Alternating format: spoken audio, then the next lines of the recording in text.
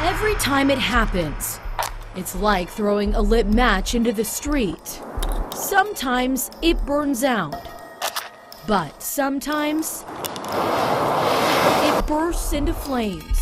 And that's exactly what happened with my brother. My brother, Darren, is the individual that burned down the 1 in 10 Youth Community Center in downtown Phoenix. In July of 2017, Summer's brother, Darren Beach, walked into 1 in 10 in Phoenix, an LGBTQ youth center. In surveillance video, he's caught dousing the floor with gasoline and sets the building on fire. Summer said she asked him why he did it. He believed that the building itself was killing his grandmother.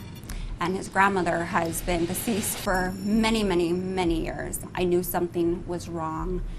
I knew my brother was sick. As charges were filed, Summer started digging, combing through her brother's medical history. What she found leads her to believe this devastating fire could have and should have been prevented. He's bipolar and designated by the state as seriously mentally ill.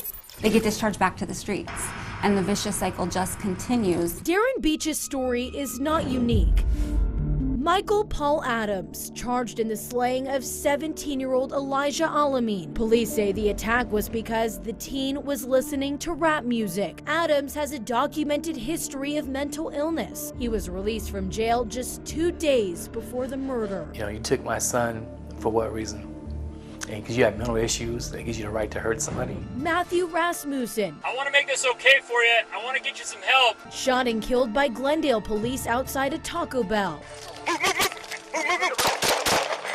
Just months before the deadly shooting, a judge deemed Rasmussen not competent, saying without immediate and continued hospitalization, he could hurt himself or others. Desiree Ortiz, accused of trying to steal a baby right out of a stranger's arms. Her family points to Arizona's 72-hour mental health evaluation window. Keep them longer than the 72-hour revolving door that they always seem to just do. They get her medicated and they kick her out the door. Case after case, 12 News finds court records of suspects with documented mental illness released to the streets. Tragedy strikes despite these warnings. For Summer, the reality strikes too close to home. More than a year before the arson, medical records show Darren was receiving treatment where he reportedly said, "If they send me to Cass, I'm going to use again and I'll end up killing myself." Days later, documents show Darren was discharged directly to the homeless shelter. They couldn't even give him a ride to the shelter.